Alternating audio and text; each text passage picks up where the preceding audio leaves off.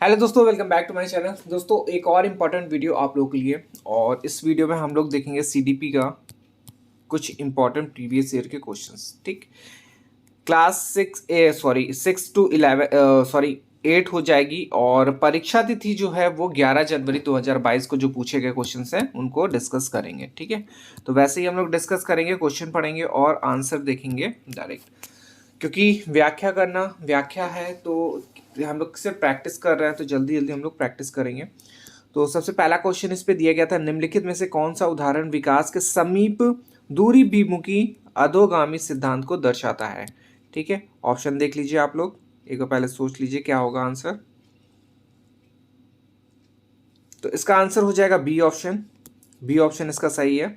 और उस पे दिया गया है, बाहों का प्रभावी उपयोग हाथों का उपयोग करने की क्षमता से पहले होता है। यह उदाहरण विकास के समीप दूरी भिमुखी अधोगामी सिद्धांत को दर्शाता है। ठीक है, तो ये सिद्धांत नोट डाउन कर लीजिए। और इसके अनुसार विकास निकट से दूर की ओर क्रम का अनुसरण करता है। इसके अनुसार पहले केंद्र में स्थित अंगों की रचना व नियंत्रण होता है। यही कारण है कि बालक पहले हाथ व पैर की मांसपेशियों पर नियंत्रण करना सीखता है तथा बाद में अंगुलियों के संचालन में निपुण होता है। इसमें विकास शरीर के मध्य से होता हुआ बाहर की ओर होता है। ठीक है, तो शरीर के मध्य से कहाँ जाता है, बाहर की ओर जाता है, ये बाहर हो जाएगा। ठीक है, तो अब देखिए इस पे क्या है कि सबसे पहले वो क्या करना स्टार्ट करता है, पैर और हाथ हिलाना स्टार्ट करता है। ठीक है, उनकी मांसपेशियों को हिलाता है, फिर उसके बाद अपनी अंगुलियों के हिलाने का स्टार्ट करता है। अब देखिए फिर इसके बाद क्वेश्चन दिया गया है, डेवलपमेंटल चेंजेस, विकासात्मक परिवर्तन क्या है बताइए। देखिए क्वेश्चन, तो इसका आंसर हो जाएगा ए ऑप्शन।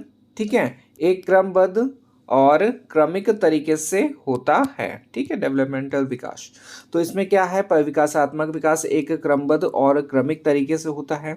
विकास एक सतत प्रक्रिया है जो जन्म से लेके मृत्यु पर्यंत तक चलती है। ठीक है, बहुत बार पढ़ चुके हैं। विकास की अपनी एक निश्चित पद्धति होती है जो सदा सामान्य से विशिष्ट की दिशा की ओर चलती है। ये इंपॉर्टेंट पॉइंट है, सामान्य से विशिष्ट की दिशा की ओर चलती है क्या, विकासात्मक परिवर्तन। और यह बालक के संपूर्ण व्यक्तित्व में आने वाले विभिन्न परिवर्तनों का प्रतिनिधित्व करता है, चाहे वे परिवर्तन सामाजिक हो, शारीरिक हो, संवेगात्मक हो या फिर बौद्धिक हो।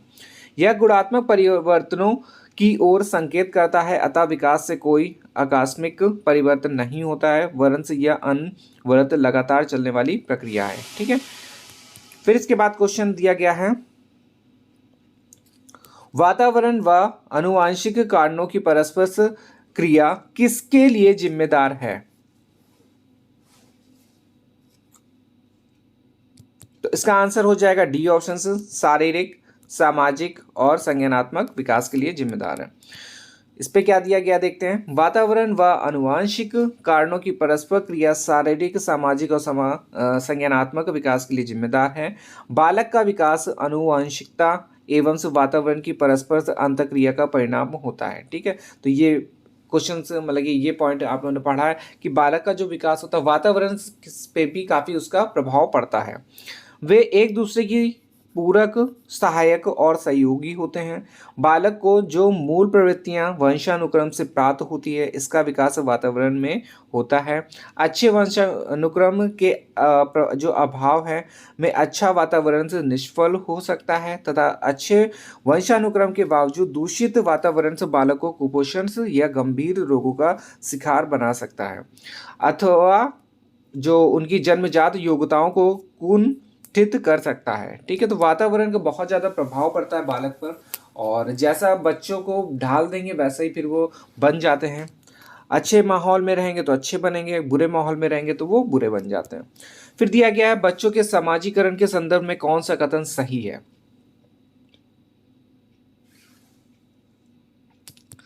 इसका आंसर हो जाएगा बी ऑप्शंस। बच्चों के सामाजिकरण के संदर्भ में यह कथन सही है कि मीडिया सामाजिक की कौन सी संस्था है, द्वितीयक संस्था, ये नोट डाउन कर लीजिएगा। द्वितीयक जो संस्था है कौन, मीडिया सामाजिकरण।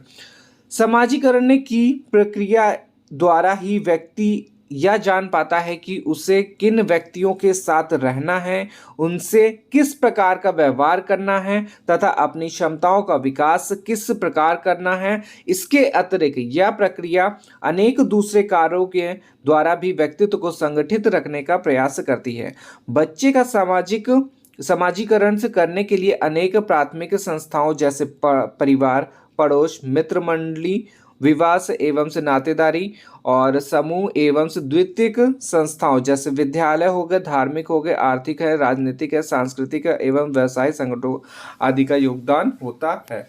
ठीक है, फिर इसके बाद 5th क्वेश्चन है और इस पे दिया गया है पियाजे के सिद्धांत। इंपॉर्टेंट देखिए, पियाजे जहां पे पियाजे हो गए और वाइगोस्की हो गए, तो ये काफ़ी इंपॉर्टेंट है इनके क्वेश्चंस।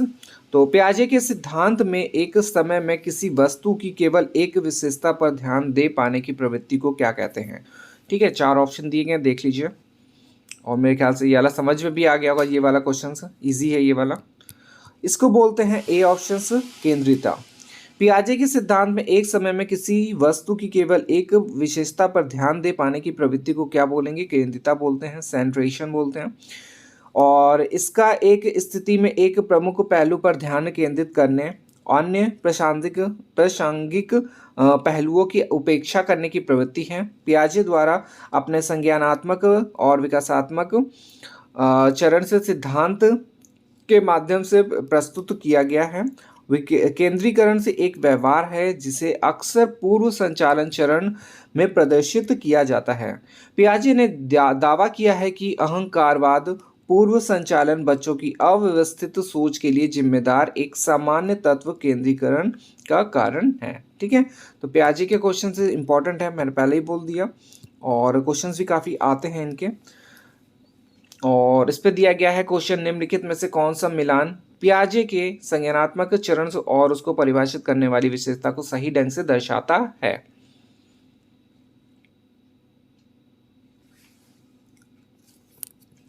तो इसका आंसर हो जाएगा ए ऑप्शन। और इस पे दिया गया पूर्व संक्रियात्मक अवस्था का जीववाद एनिमिज्म से मिलांस पियाजे के संज्ञानात्मक चरण और परिभाषित करने वाली विशेषता को सही ढंग से दर्शाता है। यह अवस्था जो है 2 वर्ष से लेकर 7 वर्ष तक चलती है और इस अवस्था में संकेतात्मक कार्यों का प्रादुर्भाव तथा भाषा का प्रयोग प्रारंभ होता है। इस अवस्था में बालक के नकल करने की प्रवृत्ति का पैदा, देखिए अब यहाँ से इंपॉर्टेंट पॉइंट स्टार्ट होते हैं। तो ये देखिए, सबसे पहले यहाँ से भी क्वेश्चन पूछा जा सकता है, बालक के नकल करने की प्रवृत्ति पैदा हो जाती है किसमें, तो कौन से वर्ष में हो जाएगी, 2 से 7 वर्ष में हो जाती है। ठीक है, और इस अवस्था को बोलते हैं क्या, संक्रियात्मक, पूर्व संक्रियात्मक अवस्था। ठीक है, और फिर बालक वस्तु तथा उसके संदर्भ को समझने तथा शब्दों में अंतर से स्पष्ट करने की भावना उत्पन्न हो जाती। ठीक है, तो इसी में सारा पॉइंट आएगा। चित्र एवं प्रतीक के अंतर स्पष्ट होने लगते हैं। ठीक है, ये भी इसी में आएगा। और अंततः इस अवस्था में बालक में जीववाद और आत्मवाद के गुण विकसित हो जाते हैं। ठीक है, तो 4 पॉइंट यहाँ से इंपॉर्टेंट हो गए।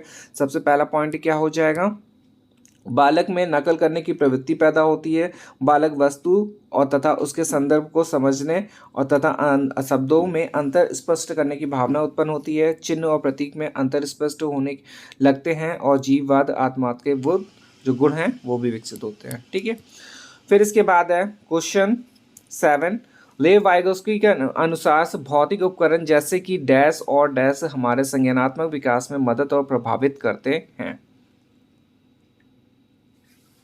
लेव वाइगोस्की, एक और इंपॉर्टेंट क्वेश्चन, तो इसका आंसर हो जाएगा सी ऑप्शन, नक्शे और कैलकुलेटर। तो लेव वाइगोस्की के अनुसार तो भौतिक उपकरण जैसे कि नक्शे और कैलकुलेटर हमारे संज्ञानात्मक विकास में मदद और प्रभावित करते हैं।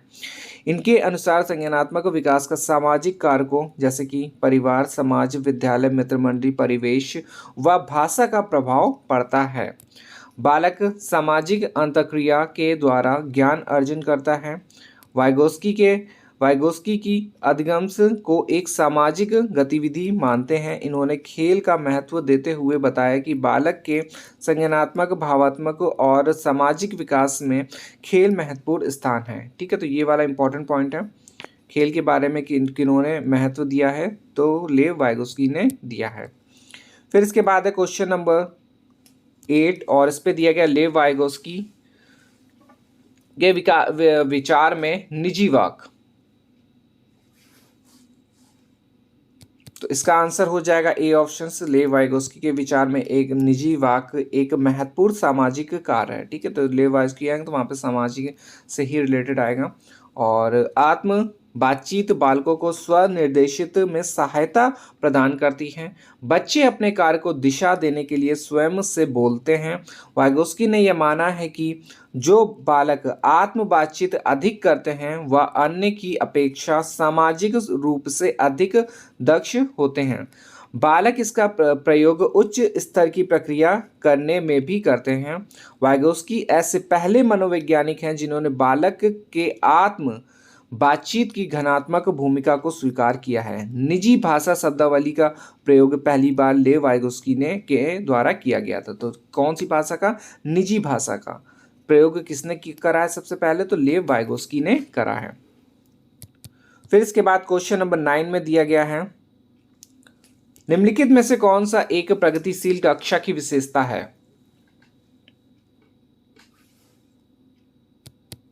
तो इसका आंसर हो जाएगा ए ऑप्शन, और ए में दिया गया फर्स्ट और सेकंड दोनों। ठीक है, और इसका जो एक्सप्लेनेशन है, विभिन्न प्रकार की सामग्रियों की उपलब्धता तथा गतिविधियों और कार्यों का प्रावधान एक गतिशील कक्षा की विशेषता है। गतिशील कक्षा प्रगतिशील शिक्षा का एक भाग है जो हर बच्चे की क्षमता में विश्वास करती है। यह सामग्री और अनुभवों को जोड़कर विद्यार्थियों के कौशल और समझ को बढ़ाने पर जोर देता है। विद्यार्थियों को उनके ज्ञान और प्रतिभा को प्रभावी ढंग से उपयोग करने के लिए करके सीखने को बढ़ावा देता है। यह एक समूह में काम करके और एक गतिविधि में पूरा करने के लिए व्यवहारिक ज्ञान लागू करके छात्रों की सक्रिय भागीदारी सुनिश्चित करता है। ठीक है, फिर इसके बाद है क्वेश्चन नंबर 10 और इस पे दिया गया है, निम्नलिखित में से कौन कोहलबर्ग के चरणों का उनके अंतर्निहित सिद्धांतों के साथ नहीं सुमेलित युग्म है?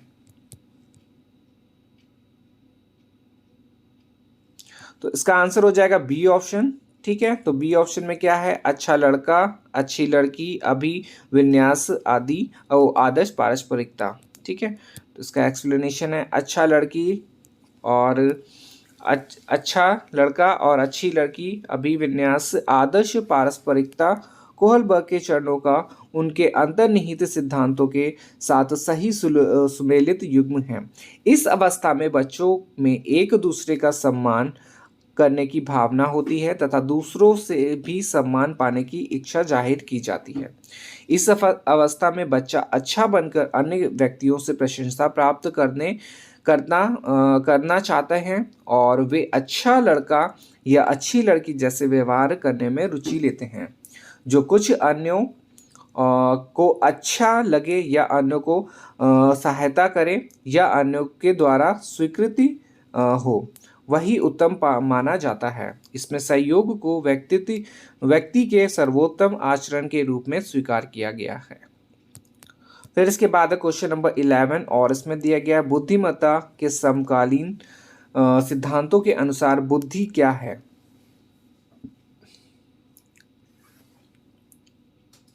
तो इसका आंसर हो जाएगा सी ऑप्शन। बुद्धिमत्ता के समकालीन सिद्धांतों के अनुसार बुद्धि क्षमताओं का एक समूह है। किसकी क्षमताओं का एक समूह है ये? अर्थात बुद्धि में अनेक क्षमताओं का एक साथ समावेश होता है। यह आने वाली सूचनाओं को समझने और इससे बाहर निकलने की क्षमता है, या नए कौशल प्राप्त करने और किसी कार्य को पूरा करने या किसी स्थिति से निपटने के लिए मौजूदा ज्ञान का उपयोग करने की क्षमता है। बुद्धि में उपन्यास उत्तेजनाओं को समझने, भाषा सीखने और दूसरों के साथ संवाद करने, पर्यावरण के बारे में पता करने, तर्क योजनाओं, समस्याओं का रचनात्मक समाधान करने की क्षमता भी शामिल है। बुद्धि जीवन की वह क्षमता है जिससे वह तेजी से जटिल से वातावरण में खुद को समायोजित कर सके। बुद्धि हमें चीज़ों को समझने और तर्क करने में मदद करती है। फिर इसके बाद दिया गया है क्वेश्चन नंबर 12 और इस पे दिया गया है शिक्षकों को महिलाओं और पुरुषों की गैर परस्परवादी जेंडर्स भूमिकाओं चर्चा करने वाली चाहिए ताकि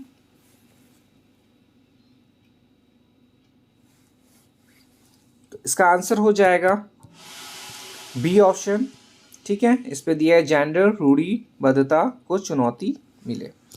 तो इस पे दिया गया शिक्षकों को महिलाओं और पुरुषों की गैर परस्परवादी जेंडर्स भूमिकाओं पर चर्चा करनी चाहिए ताकि जेंडर्स रूढ़िबद्धता को चुनौती मिले। जेंडर रूढ़िबद्धता का अर्थ पुरुष और स्त्री के लिए आम विश्वास और आम धारणा है। और अध्यापन से जेंडर्स पहचान और स्टीरियोटाइप रूढ़िबद्धता का प्रभाव डालता है। जेंडर रूढ़िबद्धता अपेक्षाकृत स्थिर और अतिव्यापक अभिवृत्ति और व्यवहार को संदर्भित करता है जो किसी व्यक्ति विशेष के लिए इसके जैविक लिंग के आधार पर सामान्य और उपयुक्त माना जाता है। फिर इसके बाद क्वेश्चन नंबर 13 है और इस पे कथन और अभिकथन दोनों हैं। तो अभिकथन देखते हैं। शिक्षिका को बच्चों को व्यक्तिगत रूप से काम करने के लिए प्रोत्साहित करना चाहिए व सहयोग से हतोत्साहित करना चाहिए। कारण है विविध शिक्षार्थियों वाली कक्षा में सहयोग एक अत्यधिक अप्रभावी रणनीति है। तो इसका आंसर हो जाएगा डी ऑप्शन। तो डी ऑप्शन में दिया गया both A and R false, दोनों फॉल्स हैं। शिक्षिका को बच्चों को व्यक्तिगत रूप से काम करने के लिए प्रोत्साहित ना करके सामूहिक कार्य करने हेतु प्रोत्साहित करना चाहिए तथा साथ ही सहयोग करने के लिए भी प्रोत्साहित करना चाहिए। ठीक है, तो इसका मतलब हो जाएगा मिलजुल के काम करना चाहिए और अगर नहीं करते हैं तो उसको प्रोत्साहित करना चाहिए कि हम लोग एक साथ काम करेंगे, जिससे बच्चों का मनोबल से मिलेगा और वे विभिन्न गतिविधियों में क्रियाशील होंगे क्योंकि विविध शिक्षार्थियों वाली कक्षा में सहयोग एक अत्यधिक प्रभावी रणनीति है। सहयोगी शिक्षण जो है किसी भी स्थिति में होता है वहाँ जहाँ दो या दो से अधिक लोग एक साथ कुछ सीखने का प्रयास करते हैं।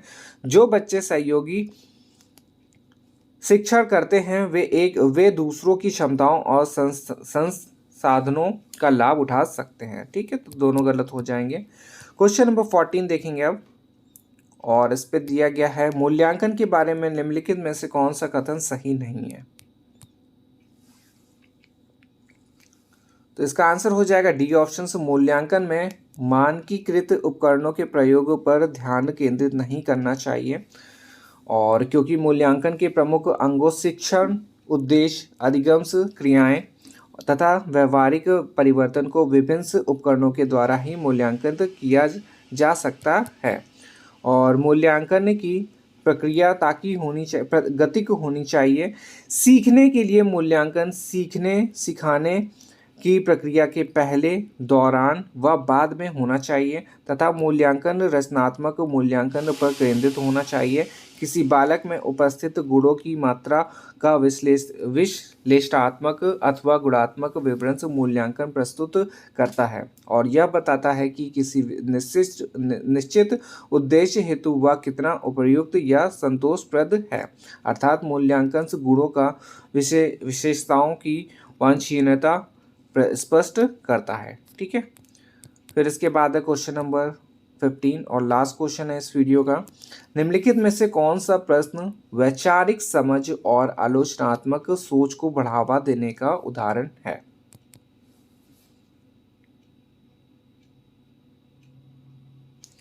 तो इसका आंसर हो जाएगा सी ऑप्शन। समाज को समावेशी बनाने के लिए क्या उपाय किए जाने चाहिए। तो इसका दिया है प्रश्न वैचारिक समझ और आलोचनात्मक सोच को बढ़ावा देने के उदाहरण है और इससे बालक विविध प्रकार के सुझाव देने में समर्थ बन सकेंगे और आलोचनात्मक सोच का लक्ष्य उस सामाजिक दबावों से बचना है जो मानकीकृत और अनुरूपता की ओर ले जाते हैं। महत्वपूर्ण सोच को शामिल करने वाली प्रक्रिया के माध्यम से ज्ञान और बुद्धिमत्ता का उपयोग किसी विषय या उचित स्थिति तक पहुंचने के लिए किया जाता है। इसके द्वारा बालक में किसी कार्य या समस्या के बारे में नए या अलग तरीके से सोचने की क्षमता या नए विचारों को उत्पन्न करने के लिए कल्पना का उपयोग करने की क्षमता का विकास होता है। ठीक है, तो ये हमारे 15 क्वेश्चंस हो गए जो कि पूछे गए थे 11 जनवरी 2022 के एग्ज़ाम में। ठीक है, तो 15 क्वेश्चन ये हो गए, ये फर्स्ट पार्ट था। इसके बाद 15 क्वेश्चन हम लोग और देखेंगे, तो 16 से लेके 30 तक की हम लोग नेक्स्ट वीडियो में देखेंगे। ठीक, ऐसे ही हम लोग पेडागोजी देखेंगे, साइंस की भी और मैथ की भी। ठीक है, चले मिलते हैं नेक्स्ट वीडियो में। धन्यवाद।